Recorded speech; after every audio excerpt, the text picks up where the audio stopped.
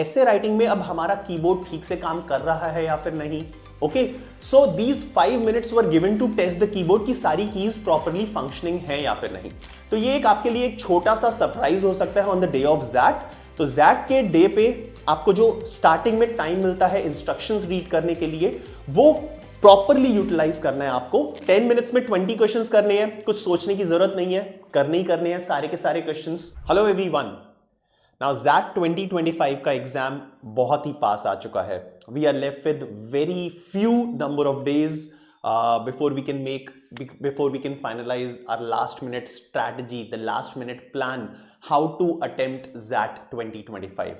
So friends, we have conducted many sessions in which we have taught you the basics of decision making, data interpretation, quant, verbal, RC, logical reasoning. So we have taught all these subjects to you.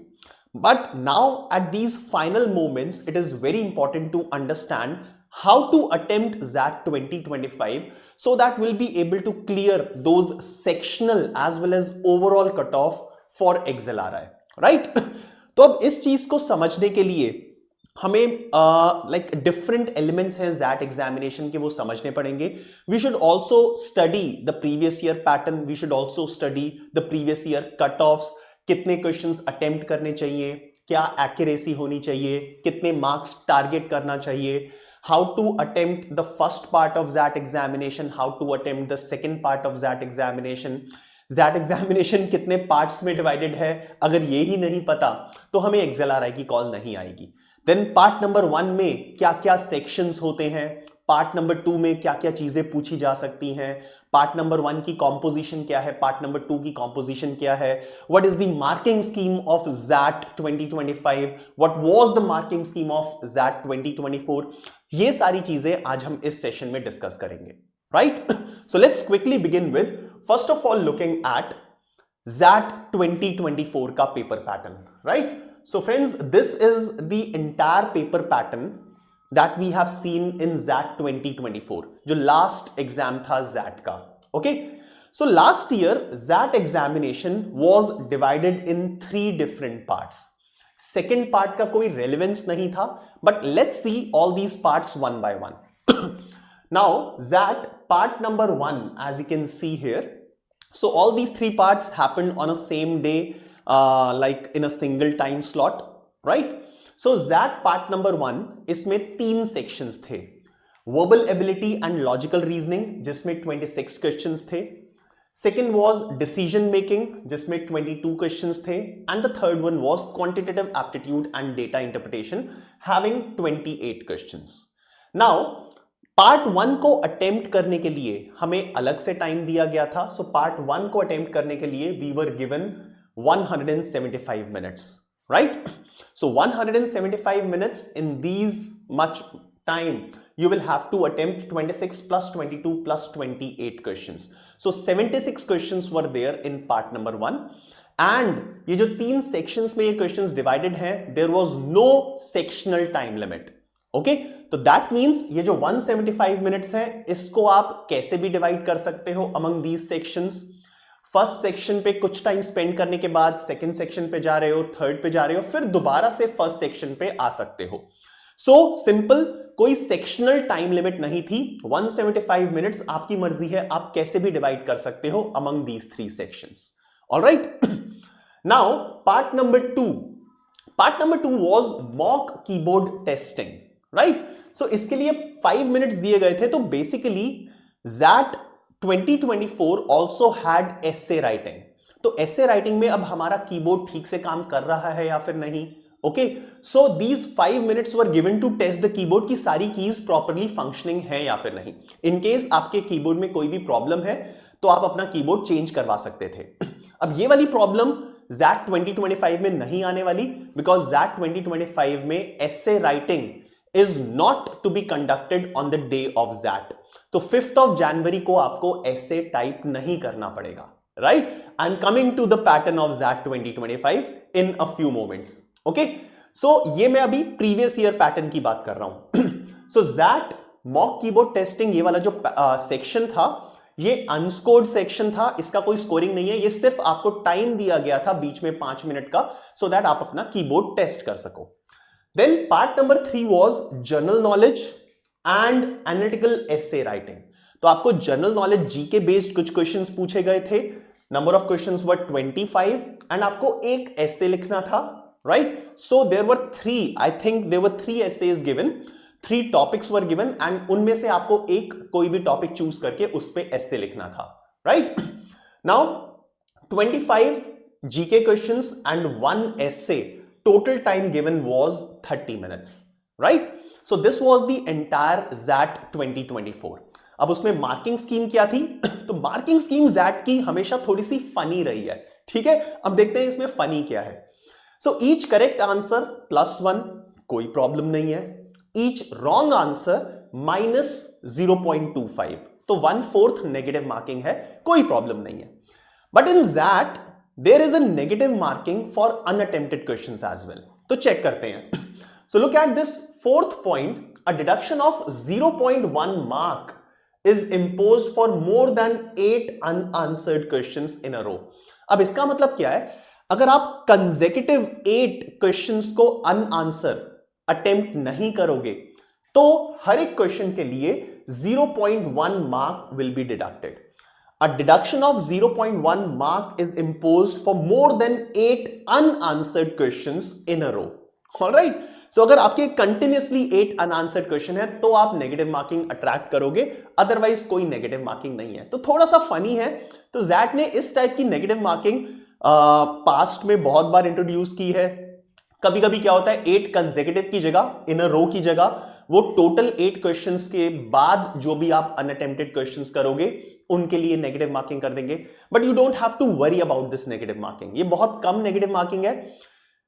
0.1 marks की negative marking की वजह से अगर आप unnecessarily questions attempt करना शुरू कर दोगे तो आप ज्यादा नेगेटिव मार्किंग को अट्रैक्ट करोगे, विच इज 0.25।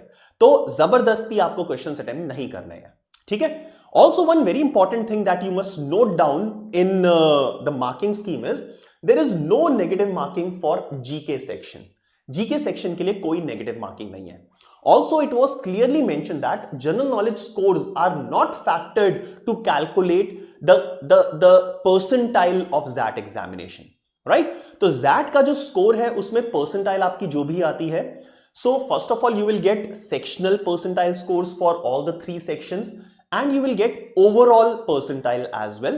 Overall percentile में जीके का कोई रोल नहीं होता है। जीके सिर्फ XLRI, अगर जिस भी स्टूडेंट ने XLRI में अप्लाई किया है तो जीके का स्कोर सिर्फ उसी स्टूडेंट के लिए कंसिडर होगा।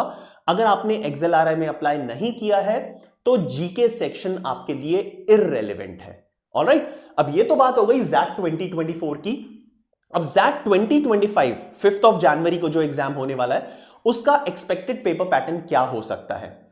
सो this is not my expectation, ये मेरी एक्सपेक्टेशन नहीं है, ये किसी और की एक्सपेक्टेशन नहीं है। This is clearly mentioned on the official website of ZAT. ZAT की जो ऑफिशियल वेबसाइट है ZAT ऑनलाइन, राइट, उस पे ये चीज मेंशन्ड है। Okay, so expected paper pattern as per them, so there will be 2 parts in which the entire paper will be divided. So this is part 1 and this is part 2. Right? Now part 1 again इसमें 3 sections होंगे, verbal ability and logical reasoning, जिसमें expected number of questions is 26. तो ZAT की official website पे भी लिखा हुआ है कि about 26 questions. Okay? So they have also not given it clearly, वहां पे भी clearly mention नहीं है, तो 26 के आसपास हो सकते हैं। Last year exactly 26 थे, अभी 26 के आसपास हो सकते हैं। Then decision making, they are saying that about 21 questions. Last year 22 questions थे, अभी they are saying approximately 21 questions हो सकते हैं. For third section, quantitative aptitude and data interpretation, they are saying about 28. Last year भी 28 questions थे, अभी भी 28 questions हो सकते हैं. Syllabus as far as it is concerned, यहाँ पे कुछ लिखा हुआ है, but don't go about it. जो भी आपने preparation किया है, अब syllabus देखने की कोई जरूरत नहीं है आपको, right? Now this is part number 1. So part number 1, last year 175 minutes दिए थे, इस बार ज्यादा कुछ change नहीं है. They are saying that they will be giving 170 minutes for this part 1. All right. So 3 sections हैं, 170 मिनट्स है, total expected number of questions 75 बन रहे हैं यहां पे, right? Okay, so last year के कंपैरिजन में अभी इतना कोई एज सच बड़ा चेंज नहीं है पार्ट 1 में, बट पार्ट 2 में एक बहुत बड़ा चेंज है. So let's look at part number 2. So part number 2, it will be general knowledge. Only 10 minutes will be given. Last year 30 minutes given थे, अभी सिर्फ 10 मिनट्स गिवन है. Okay, and number of questions of GK will be approximately 20. So last year 25 questions GK के थे and 1 essay writing था. Essay writing completely remove कर दिया गया है एंड जीके के क्वेश्चंस ज़ैट अथॉरिटीज बोल रही हैं कि अप्रोक्सीमेटली 20 क्वेश्चंस हो सकते हैं जो 10 मिनट्स में सॉल्व करने हैं, राइट? सो जीके के 20 क्वेश्चंस 10 मिनट्स भी आपको बहुत ज्यादा ही लगेंगे, तो एज सच कोई प्रॉब्लम नहीं होगी. अब यहां पे इन्होंने जीके के क्वेश्चंस का थोड़ा सा ब्रेकअप भी दे दिया है. सो out of these 20 questions 8 questions will focus on static GK, जो चीजें फिक्स्ड हैं. स्टैटिक जीके का मतलब पता है आपको. And remaining 12 questions will be from current affairs. अब आप पूछोगे current affairs, that means my suggestion is last 8 to 10 months के करंट अफेयर्स आप रीड कर सकते हो, ठीक है? Now going to the marking scheme. So general knowledge score, the score from general knowledge section will be exclusively utilized by XLRI Jamshedpur. ये clearly mentioned है official website पे, तो ये मेरे वर्ड्स नहीं है, मैंने डायरेक्टली कॉपी किया है ऑफिशियल वेबसाइट से. तो जीके का जो स्कोर है वो सिर्फ XLRI के लिए कंसिडर होगा और किसी चीज के लिए कंसिडर नहीं होगा. Next is analytical essay writing. जो एसे राइटिंग लास्ट ईयर होता था पार्ट 3 में था ना लास्ट ईयर जीके के साथ. सो एनालिटिकल राइटिंग इन्होंने बोल दिया कि this year the analytical writing essay writing will be administered during the group discussion and personal interview. तो जो सेकंड राउंड होता था, because GK and essay writing सिर्फ XLRI के लिए कंडक्ट होता था, राइट? तो अब ये क्या बोल रहे हैं कि essay writing जो भी होगा वो जब आपको जीडी और पीआई के लिए बुलाया जाएगा तभी वो essay writing करवाएंगे, उससे पहले आपको essay writing की रिक्वायरमेंट नहीं है, right? So these are some directions given, but there is nothing written about the marking scheme. +1 -0.25 unattempted questions के लिए क्या होगा, तो ये मार्किंग स्कीम मेंशन नहीं है ऑफिशियल वेबसाइट पे. तो ये एक आपके लिए एक छोटा सा सरप्राइज हो सकता है ऑन द डे ऑफ ज़ैट. तो ज़ैट के डे पे आपको जो स्टार्टिंग में टाइम मिलता है इंस्ट्रक्शंस रीड करने के लिए, वो प्रॉपरली यूटिलाइज करना है आपको. आप ठीक से इंस्ट्रक्शंस पढ़ो. करेक्ट आंसर के लिए कितने मार्क्स मिलेंगे, रॉन्ग के लिए कितने मार्क्स मिलेंगे, ये जनरली चेंज नहीं होता. +1 एंड -1/4 ही रहेगा, my expectation says. But negative marking for unanswered questions, unattempted questions कितना है, इसको एक बार चेक कर लो. Alright, fine. Now let's move ahead and look at some very important things that will take us to the understanding कि हमें ज़ैट का पेपर कैसे अटेम्प्ट करना चाहिए, कितने क्वेश्चंस अटेम्प्ट करने चाहिए, हर एक सेक्शन पे कितना कितना टाइम स्पेंड करना चाहिए, बिकॉज अब यहां पे सेक्शनल टाइम लिमिट नहीं है.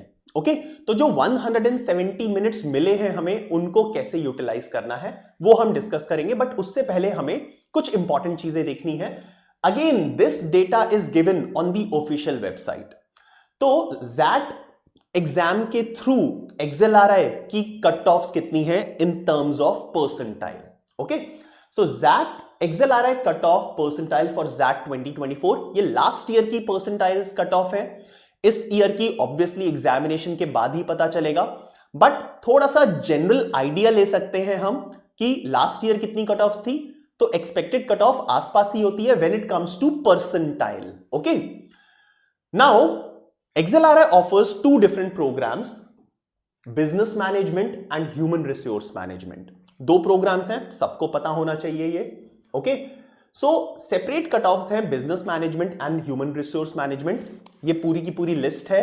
अब इसको डिटेल में स्टडी करना at this point in time useless है.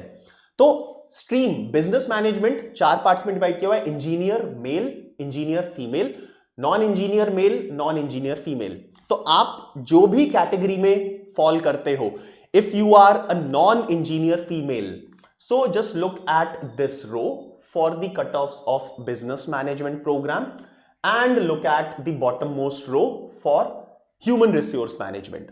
ठीक है, तो हर एक स्टूडेंट के लिए डिफरेंट क्राइटेरिया होगा, राइट? सो आप अभी जब भी सेशन को देख रहे हो तो अपनी कैटेगरी देख लो, तो आपको ओवरऑल परसेंटाइल कट ऑफ क्या होगा, and then sectional cut offs क्या होंगी, quant, verbal and decision making, right? So these are things required for you, right? Now these are in the form of percentile. अब percentile है तो हमें यार score कितना करना पड़ेगा कि हम ये परसेंटाइल अचीव कर ले, इसका तो आइडिया कैसे मिलेगा?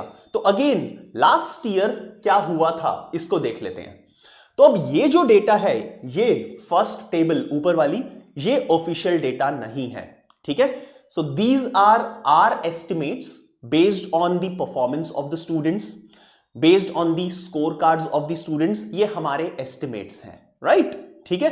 अब हमारे पास सारा डेटा तो नहीं होता, तो हमने जो भी रिसर्च वर्क किया based on the results share by the students, so उसके बेसिस पे थोड़ा बहुत अप्रॉक्सीमेट आइडिया दे सकता हूं मैं आपको कि आपको हर एक सेक्शन में कितना कितना स्कोर अचीव करना चाहिए, so that you will get these percentiles. Okay, so out of these which was the official data given by XLRI, okay, यहां पे हाईएस्ट परसेंटाइल्स देख लेते हैं. हाईएस्ट परसेंटाइल रिक्वायरमेंट कहां पे है? So highest percentile requirement is here for engineer male. So engineer अगर male हो आप, तो आप बहुत ही अनफॉर्चुनेट हो, बिकॉज आपको ओवरऑल में 96 परसेंटाइल स्कोर करनी पड़ेगी, which is 91, 95 and 90 for the other 3 categories.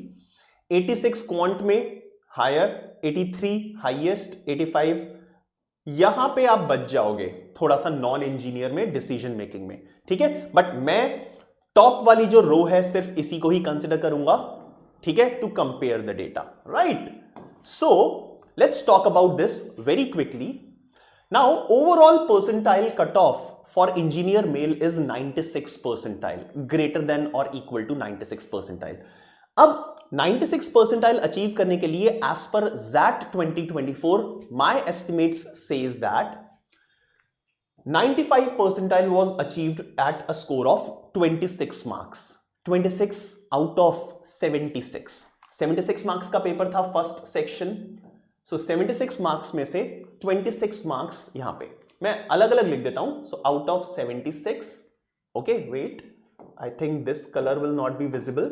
So 76, quant का paper 28, decision making 22, and this was 26, right?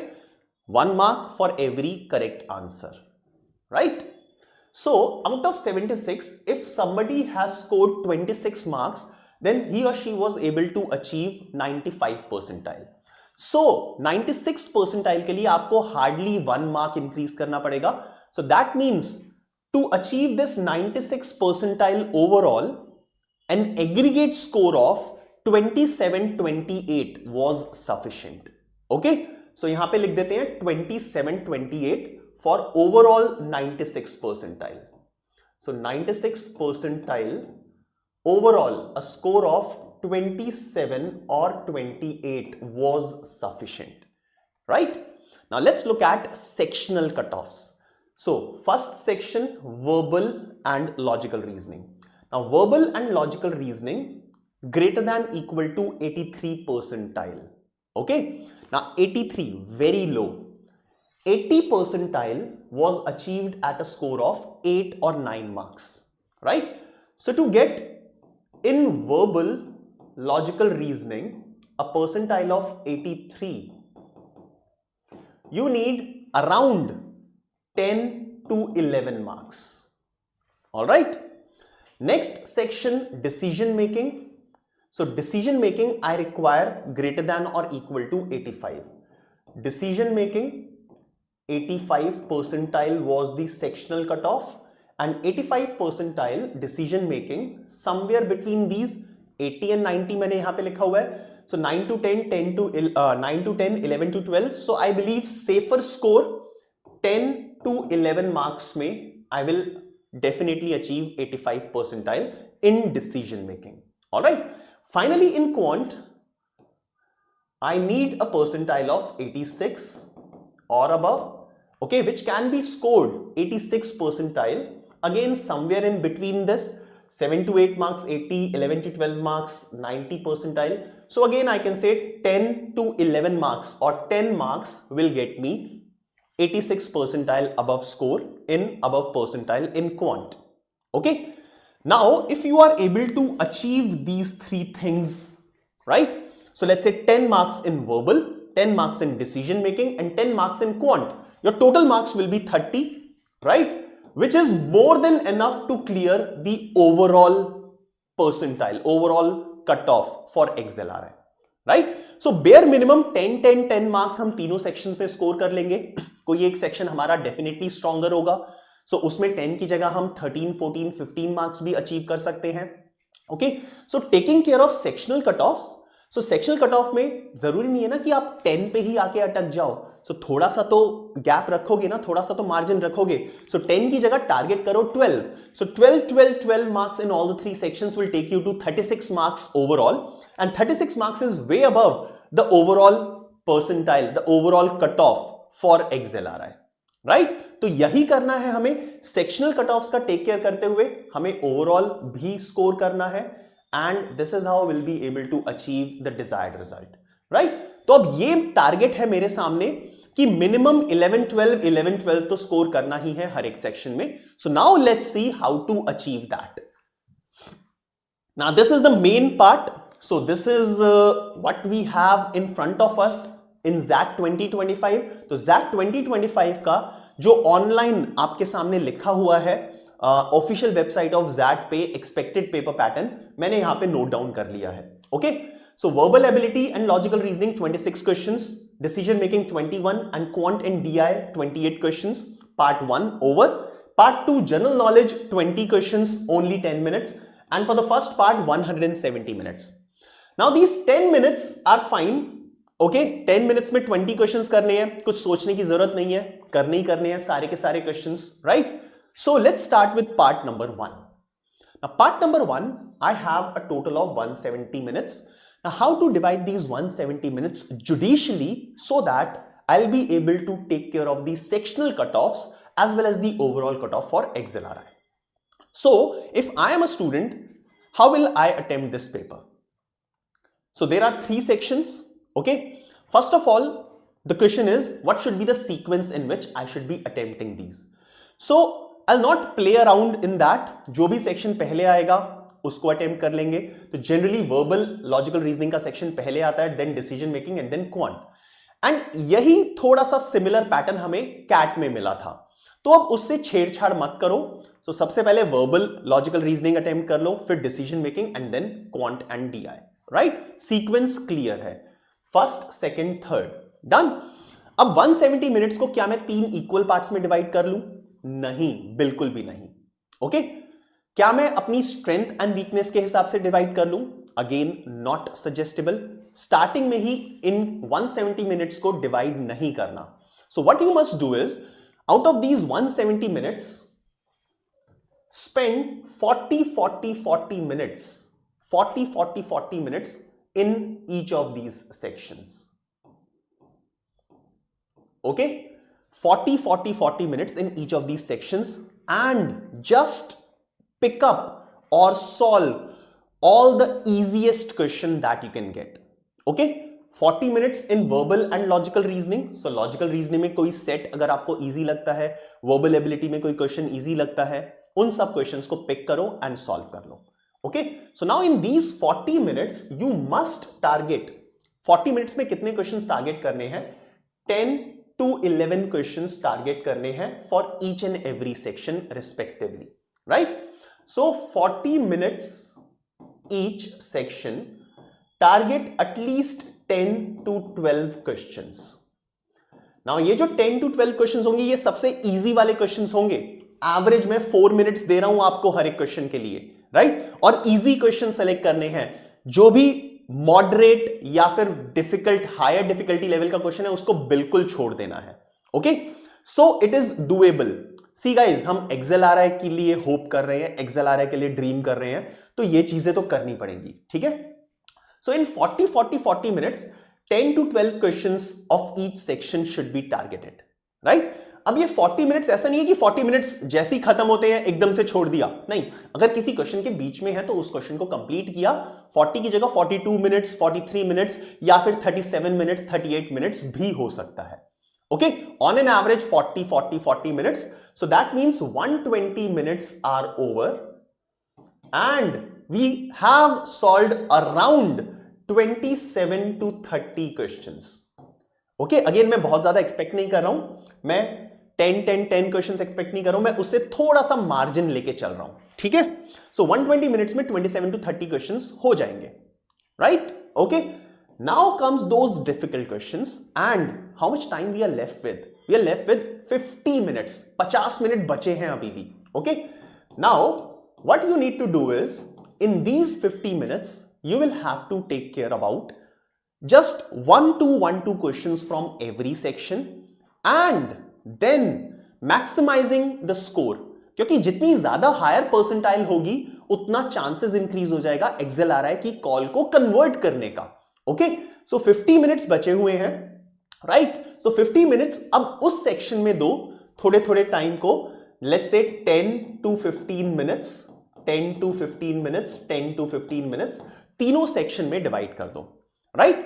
सो अगर कोई एक सेक्शन ऐसा है जिसमें आपके बहुत ज्यादा क्वेश्चन सॉल्व हो चुके हैं, सेक्शनल कट ऑफ की टेंशन नहीं है, तो उसमें थोड़ा सा कम टाइम दे सकते हो, 10 मिनट्स दे सकते हो।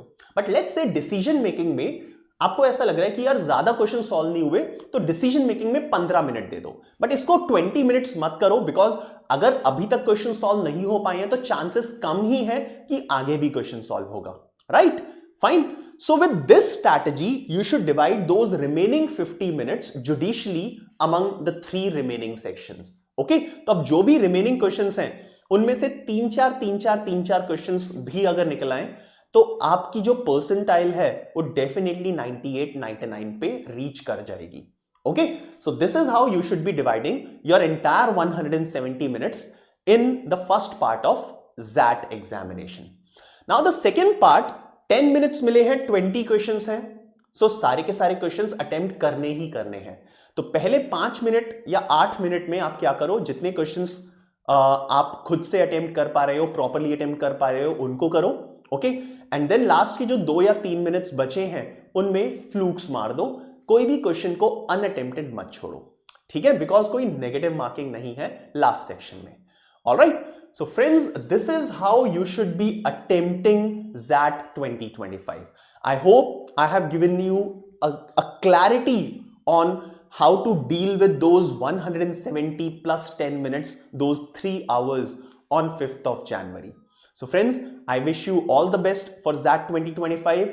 Make sure that you are taking this exam very seriously, because the college at stake is XLRI Jamshedpur, which by far is one of the best colleges, and it can easily be kept in top 5 colleges of the country. All right, so all the very best, and I'll see you again with many more sessions like this. Bye bye.